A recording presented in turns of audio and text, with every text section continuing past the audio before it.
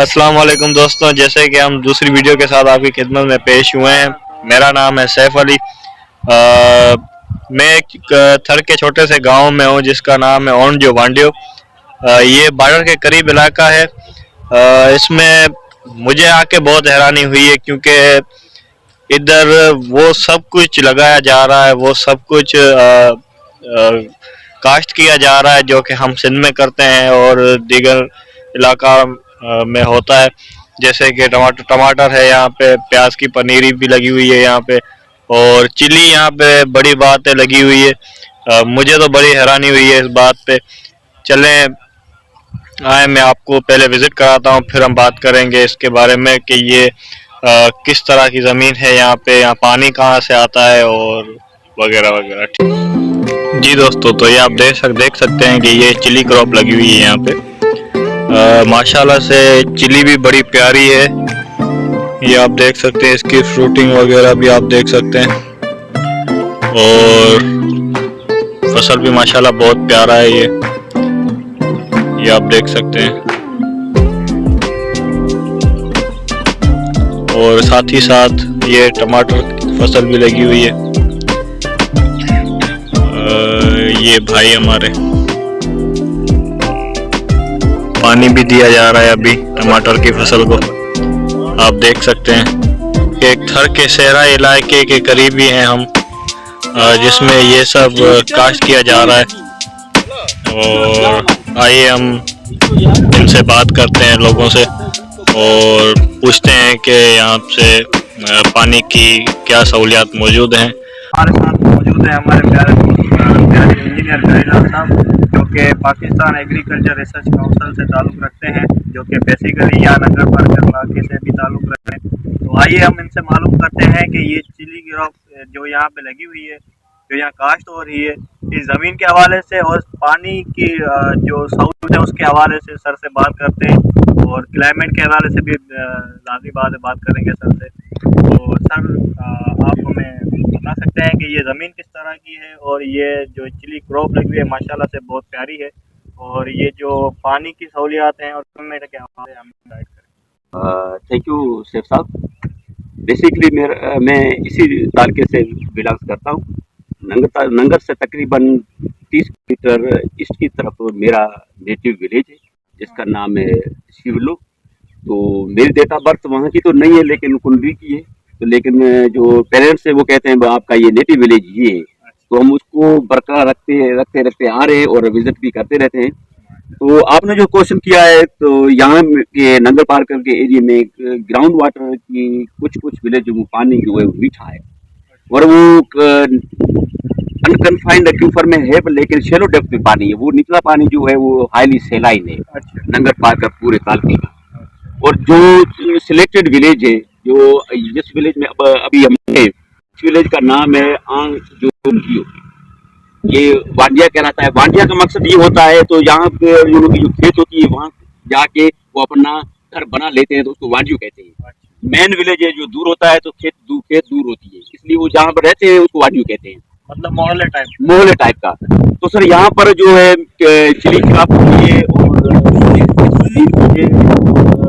यहाँ पर लीमन भी है, और मूंग बीन भी है, और वोट बीन भी है, और मिलन भी है। ये क्रॉप इस एरिया में होते रहते हैं, मोस्टली काफी सदियों से करते आ रहे हैं।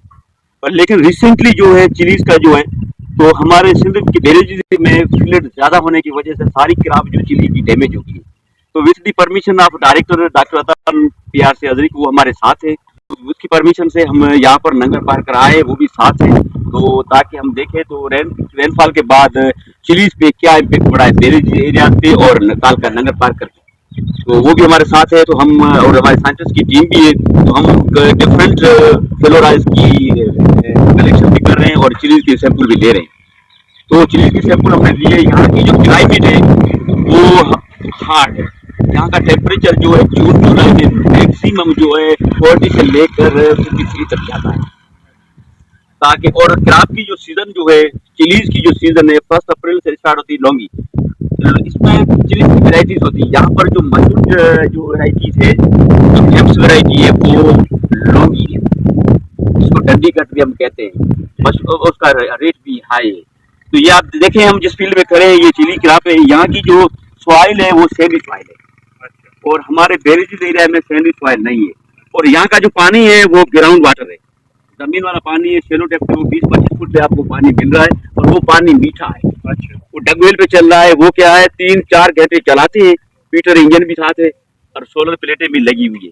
कभी कभी अगर ये मौसम की वजह से अगर सूरज नहीं है तो फिर वो पीटर इंजन चलाते हैं डीजल पे, और उसकी जो 1 एकड़ में जो उसकी इरिगेशन होती है वो तकरीबन 4 कलाक में 4 घंटों में 1 लीटर डीजल का जाता है, मीन्स वो भी सेविंग है।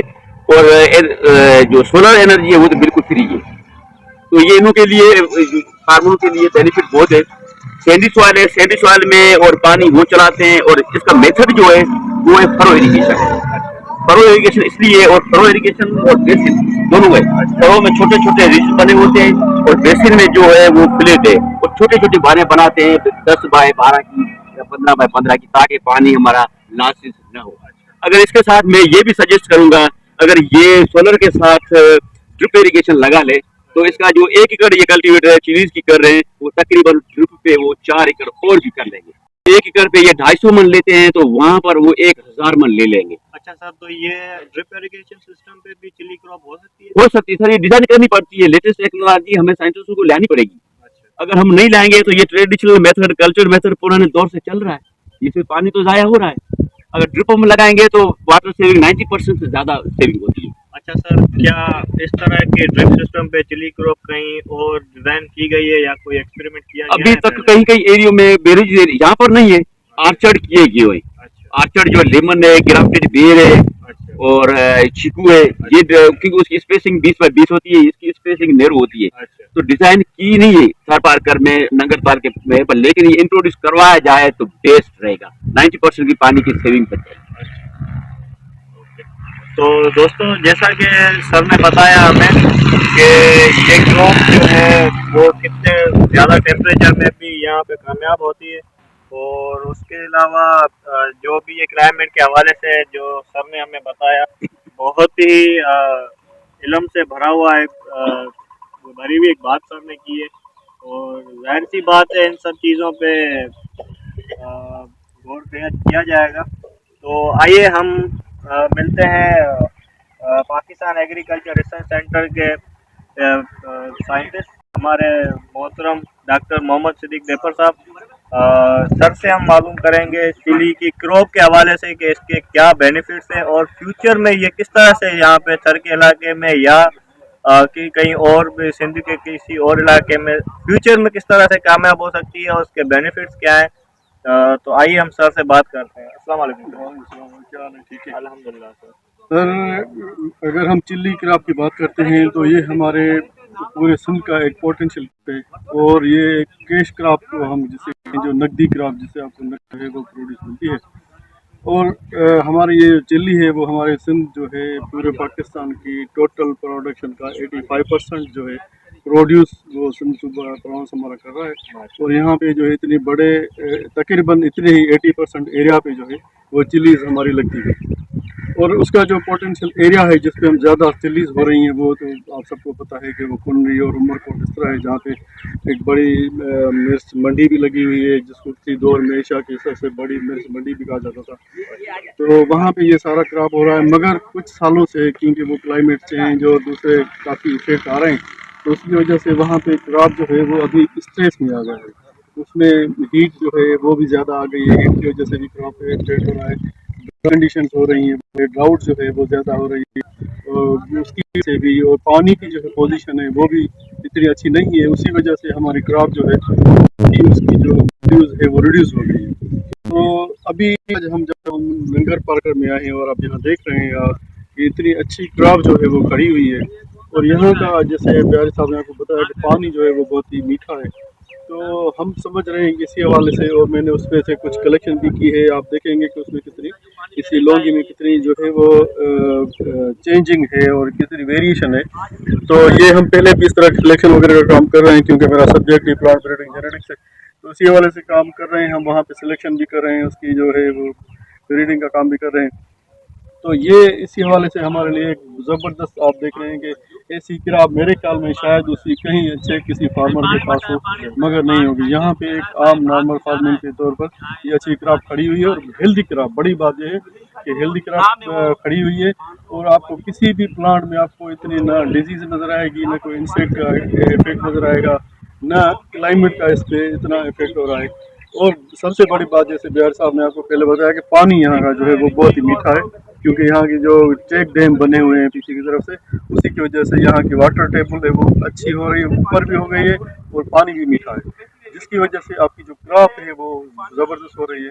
और अगर हम ये समझते हैं कि आगे क्योंकि वहाँ पे हमारे यहाँ ज़ाहिर है वो हमारा पूरा एरिया है, उसके लिए भी हमें ज़रूर कुछ करना होगा और उसको वहाँ पे जो इफेक्ट हैं उसी को हमने देख के नई नई वैराइटीज़ हम लाएंगे कि वो उसी ड्राउट कंडीशंस में और लोग कम पानी में भी जो है वो अच्छी पैदावार दें।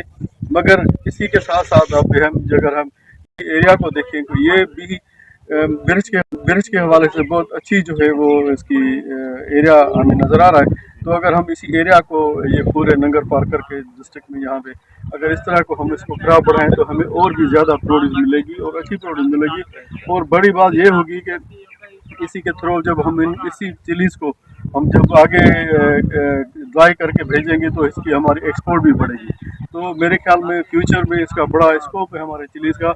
अगर इस एरिया को भी हम बढ़ाएं और इस फार्मर को फेसिलिटेट करके इसी एरिया में हम चिलीज़ को बढ़ाएं।